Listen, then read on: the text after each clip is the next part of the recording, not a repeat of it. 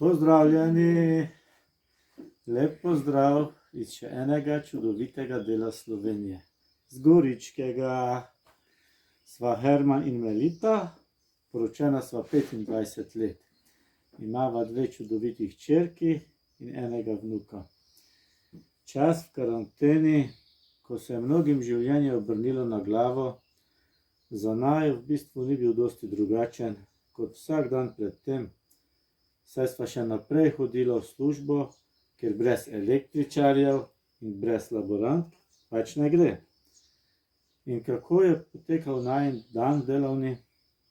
No, najin delovni dan se začne nekje pred 5 uro zjutraj. Ko vstaneva, poskrbiva za našo mamo, urediva pri živalih, nahraniva še sebe telesno in duševno in potem se odpraviva v službo. In ura je že skoraj 5 popoldan, ko se vrneva domov. Sedaj je vrnitev v času karantene še toliko bolj fina, saj je doma najina Špela, ki naj vsak dan pričaka z okusnim kosilom. Po kosilu pa si vzameva čas za kavico in nekaj minut miru. Trenutno sva tukaj na naši terasi, pijeva kavo, se pogovarjava, kako je kateri izmed naju preživel čas v službi, delava načrte za naprej, za proti večeru. In je že ura zvečer 10 po 11, ko se odpraviva spat. Popoldan pa se jaz najraje odpravim do svojih gredic in do vrta. Tam si napolnim dušo, ker celi dan preživim v zaprtem prostoru, se na vrtu in stikom z zemljo ponovno napolnim baterije. Na vrtu mi dosti pomaga moja hčerka Špela, pride pa tudi Anja s svojima fantoma.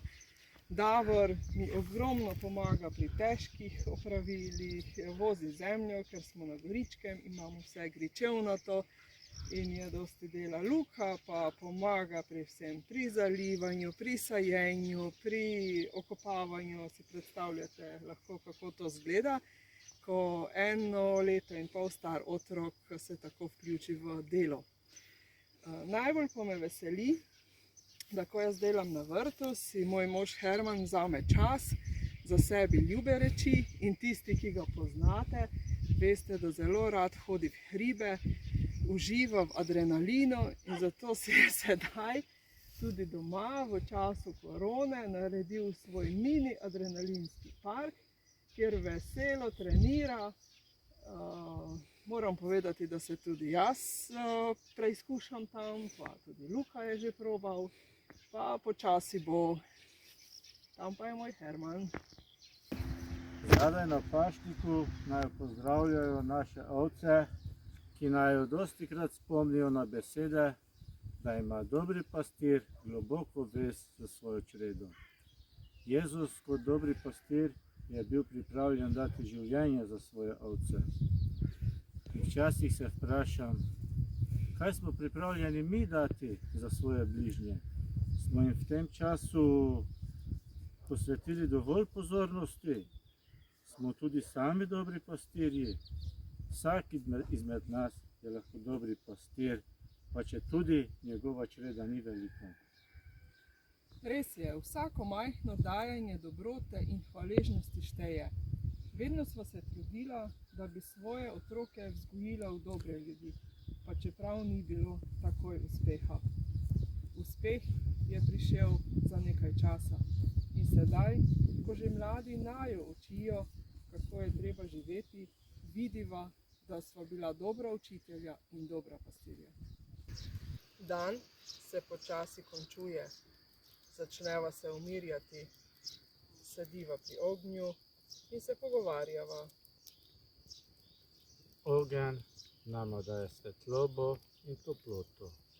In ko se pogovarjava, se spomniva tudi na tiste, ki skrbijo za najin ogenj vere, da le-ta ne ugasne. Hkrati pa si želiva biti tudi mi dva tista, ki v drugih prižigava ogenj vere in upanja. želiva vam, da tudi vi vsak dan znova prižigate svoj plamenček vere. Pokažimo svetu in drug drugemu, da naši plamenčki gorijo skupaj, da smo dovolj močni, da nas nič ne more zaustaviti. Preprosto imejmo se radi.